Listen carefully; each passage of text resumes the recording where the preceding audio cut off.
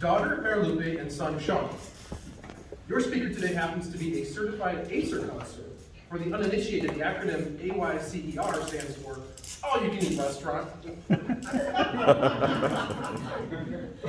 Ladies and gentlemen, with a weighty speech titled Mind the Gap, here is Toastmaster Chip Keith.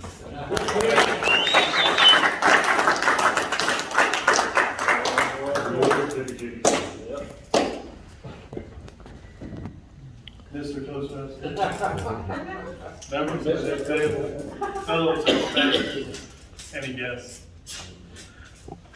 Any of you younger folk still shop at the Gap? I walked into Gap the other day with my wife, and she takes off to the women's section as usual, and I'm left meandering in the guys area. And as always, a bubbly young teenager comes walking up and says, "Hi, sir. Is there anything I can help you find?" And I'll look at her and I said, "Do you honestly think anything in here is going to fit me?" Her bottom lip starts quivering a little bit. She walks off and says no. Aggressively avoids eye contact with me until I leave. So in place of Gap, there are places for people like me. My favorite's called Big and Tall, and that's all. I'm in there getting suited for a suit. And a nice, little bit older lady is there, and I'm like, I don't know what happened. I have no idea. She says, I know exactly what happened. It's called rabbit. So she says, I have the perfect suit for you. It's a new line. It's called the Executive line. I said, oh, that sounds good. Why the Executive line? She said, well, we used to call it the portly fellow line, but some people were. Even at home, dressing can be a challenge for some people. In my house, I'm buttoning my pants, and my dog, Bonnie, instinctively runs out of the room. I mean, I get it, I understand she's trying to protect her one good eye.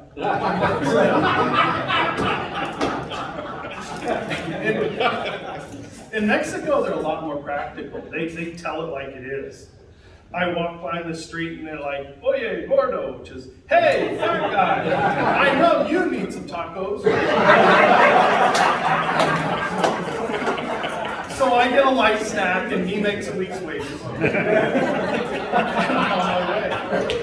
My wife's uncle, his favorite way to describe me is, "Más vale saltarlo que darle la vuelta," which essentially means, it's easier to jump over him than to walk around.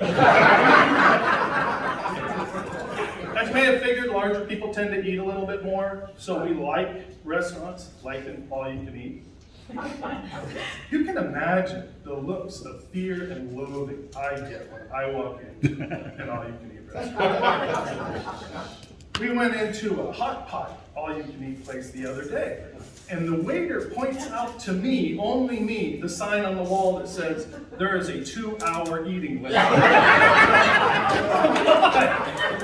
There must be some real Jedi.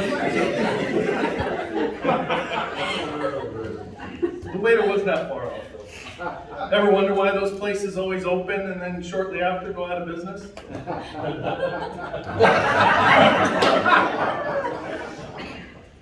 You ever seen that show, American Ninja Warrior, where the people go through those giant obstacle courses and race each other to the finish? You want to see a true Ninja Warrior in action? Try racing me across a buffet when the crowd is. I've had a black belt in Brazilian Jiu-Jitsu for many years. When it's time for everybody to pair up and fight, nobody will make eye contact with us. So I figure they're afraid of me. I'm feeling pretty good about myself. I go to the owner of the school and I said, "Why are they so afraid of me?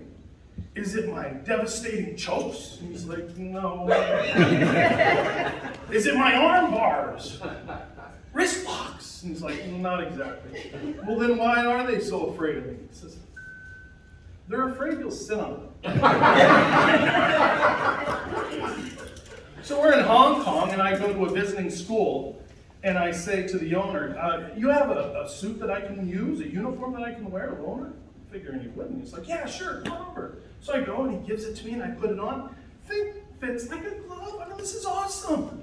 Who left it here? They said, well, it was a Japanese martial artist. I'm like, yeah, like a karate guy? And it's like, not exactly. All right, judo guy. And it's like, no. Well, who was it? It was a sumo wrestler. So being on the heavier side does have its benefits, and I'll give you at least four. One, nobody. I mean, nobody will sit next to you on a plane. Two, you're very easy to find in a crowd. I mean, the only way you could miss this pack in a crowd is if you're the quarterback and everybody's got pads on. Lastly, a third good reason is you can win at jiu-jitsu just by sitting on people.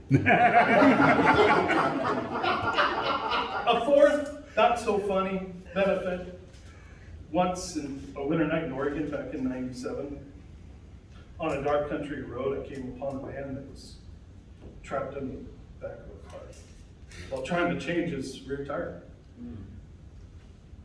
You know that weird urban legend where in times of great stress, people can come up with weird strength, free strength.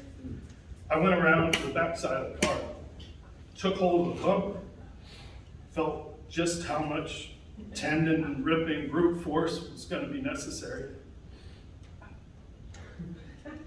And then I ran around to the front, sat on the hood, leave it up the car.